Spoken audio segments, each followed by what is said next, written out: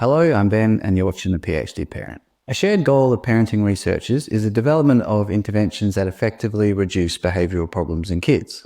Most interventions are described as positive parenting interventions. However, these days some people distinguish two types of positive parenting interventions.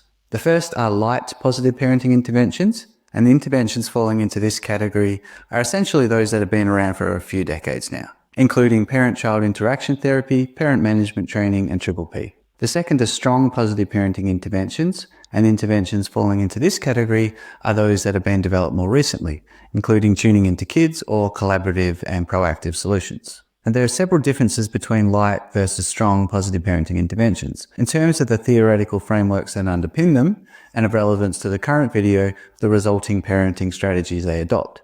Specifically, in terms of strategies, a key difference is that light interventions focus on strategies such as positive reinforcement, timeout, and privilege removal to shape a kid's behaviour, whereas strong interventions focus on strategies more directly intended to help kids better regulate their emotions and solve problems. Now, if you'd like to find out more about strong positive parenting interventions, you can check out one of my videos in which I provide an introduction to these interventions, including the types of strategies used in them, and also have another video in which I summarise the outcomes of studies that have investigated the effectiveness of these interventions. And the links to both these videos are down below. In the meantime, the current video will provide an overview of the parenting strategies used in light positive parenting interventions, which at least for the moment are the most widely used intervention approaches.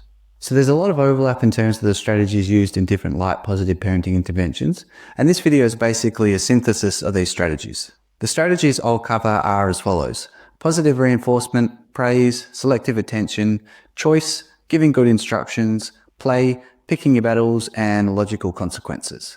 Now, these interventions also involve timeout from positive reinforcement, but I cover that separately in a different video, and again, you can check out the link down below. So here we go, starting with positive reinforcement. So as a parent, there'll be some behaviours you want to see more of from your kid, for example, sharing.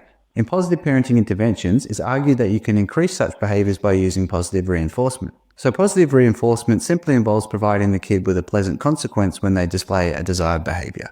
For example, they share with their sibling and so you say, "Thanks for sharing." There are 4 different types of pleasant consequences.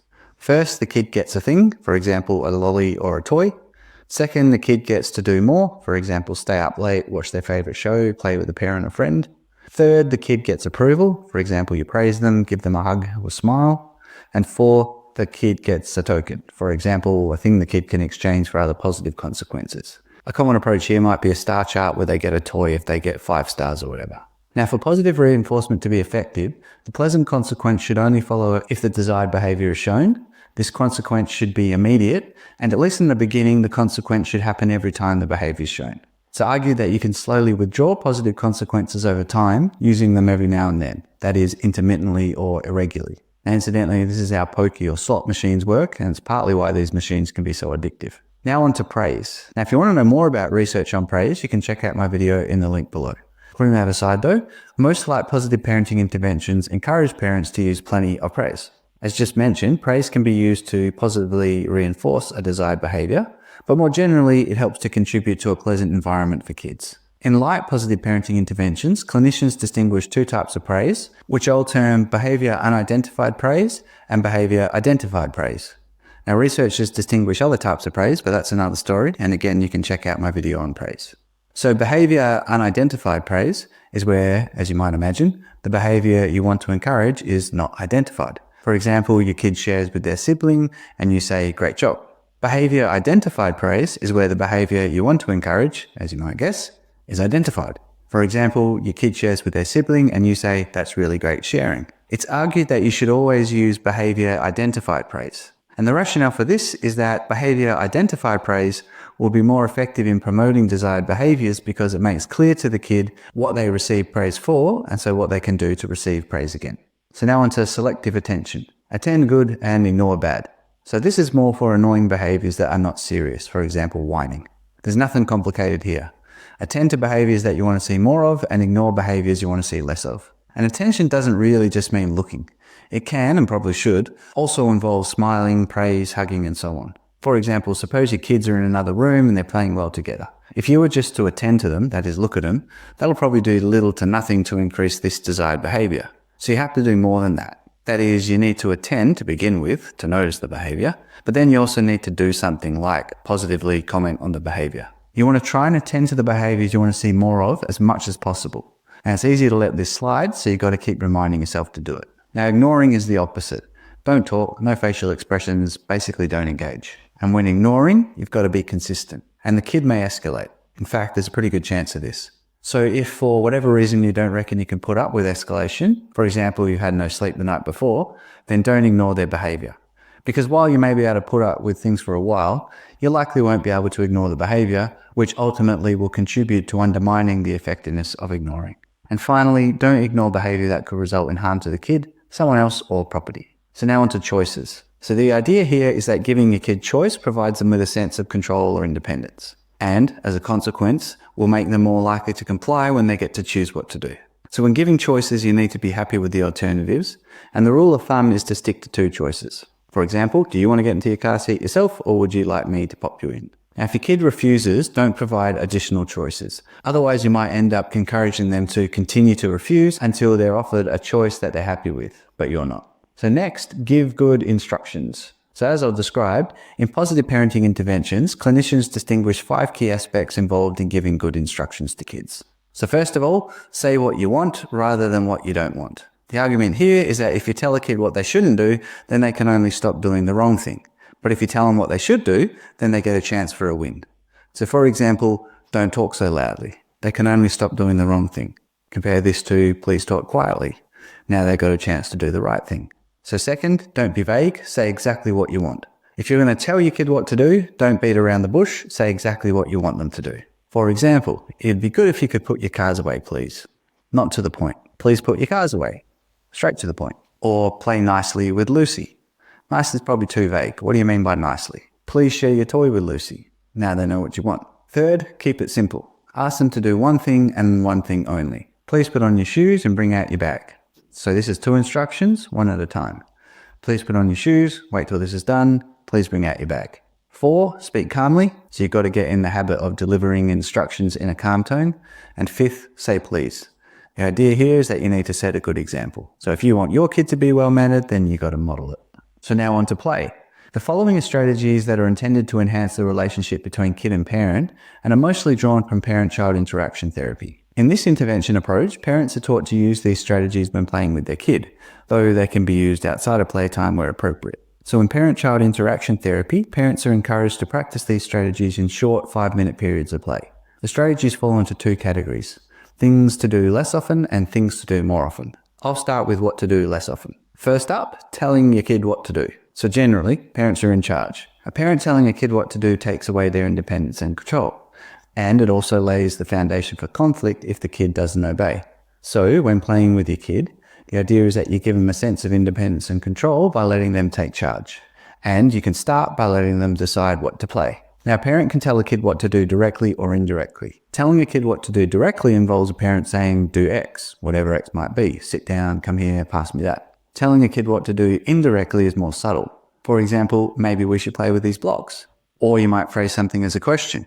Do you think we should play with these blocks? In both cases, the parent is saying that we're going to be playing with these blocks now. So in parent-child interaction therapy, parents are encouraged to do their best not to tell their kid what to do during playtime. So next is ask questions. So when talking to kids, adults tend to ask a lot of questions. Now think how often you ask questions to your kid. Decent chance it'll be a lot of the time. So during playtime, parents are encouraged to give kids a break from answering questions. And you want to be on the lookout for obvious questions, that is, those starting with a what, why, how, who, and so on. But you also want to be on the lookout for statements that are questions as a result of voice inflection, that is, raising the pitch of your voice at the end of a statement. For example, here's a statement, you feel happy. And next I'll make it a question by raising the pitch of my voice. You feel happy? You want to be avoiding the latter. Now to be clear, the idea is not that parents should never ask their kid questions, just not during playtime. And more generally, not in a way where you rattle off one question after another. So now on to don't criticize. And there are at least 3 reasons not to criticize. One reason is that it's not pleasant to be on the receiving end of criticism. Another reason is that criticism can shape how a kid sees themselves, and generally not in a good way. That is, if criticism is repeated over a long enough period, it may contribute to low self-worth or low self-esteem. And lastly, kids want attention from their parents. If they don't get positive attention for good behaviour, some kids will settle for a negative attention for problematic behaviour. For the latter kids, criticism can lead to an increase in their problematic behaviour, or at least no reduction in such behaviour, because criticism serves as a reward, attention from a parent, and ultimately this reinforces their problematic behaviour. So now on to things that you should try to do more often, starting with reflections. So reflections demonstrate to your kid that you're paying attention. And reflections are nothing much more than repeating what your kid has said to you, but can also involve gently correcting what they've said and or extending upon what they've said. For example, I've got an oni, which is how our son used to say orange, and I never wanted to correct him because it sounded kind of cute. So you could say, you've got an orange, which would be a correction, or you could say, you've got an orange in your hand, which would be a correction and extension. Now, reflections should be statements with care taken not to make it sound like a question. That is, don't use any inflection in your voice, as I mentioned above. So next, imitate. You want to imitate your kid's behavior, but not exactly, because that would be kind of weird. An approximation is all you're aiming for. For example, if they're playing with a doll, you play with a different doll too. Imitation can lead to an increase in the imitated behavior, so best to only imitate behaviors that you want to see increased. So don't imitate an annoying, dangerous, or destructive behavior. And try to keep it at the kid's level. You don't want to outdo them. For example, suppose you're both building a sandcastle. If they've got a small mound of sand in front of them, don't be sitting there sculpting Buckingham Palace. So next, commentate. Basically, all you want to do here is commentate or describe your kid's play. The idea is that doing this will, first, help keep your kids stay in charge by reducing the chances of you asking questions or telling your kid what to do. Second, show that you're paying attention. Third, keep the kids focused on what they're doing. And fourth, help you educate your kid. So commentating and describing will be something like, you're jumping on the trampoline, or you've got a red block. And the latter is an example of how it can be used to educate. And you can describe your own behaviour too. It doesn't only have to be the kid's behaviour. And finally, try to have fun. So if you're having fun, more likely your child will too. So now back to the general strategies and on to pick your battles. So if you're not invested in the outcome, then don't ask your kid to do something. Or to put it differently, only ask your kid to do something when you really want them to do it. The basic rationale behind this approach is that it'll be likely to reduce the chances of potential conflict between parent and child. And finally, onto logical consequences. So if you're going to put in place consequences for your kid's behaviour, then these should be tied to their behaviour. For example, if your kid is playing too roughly with another kid, then a logical consequence would be to separate them for a brief period. For example, 5 to 10 minutes for younger kids and up to 30 minutes for older kids. Telling them that they can't have dessert would not be a logical consequence. Consequences should be immediate, consistently delivered, and when you're enacting them, try to do so in a neutral manner. Ideally, consequences for misbehaviour will have previously been discussed with the kid. For the moment though, that's it for the strategies used in light positive parenting interventions. If there's anything I've gotten wrong, or if you have any questions, then feel free to get in touch. Otherwise, happy parenting.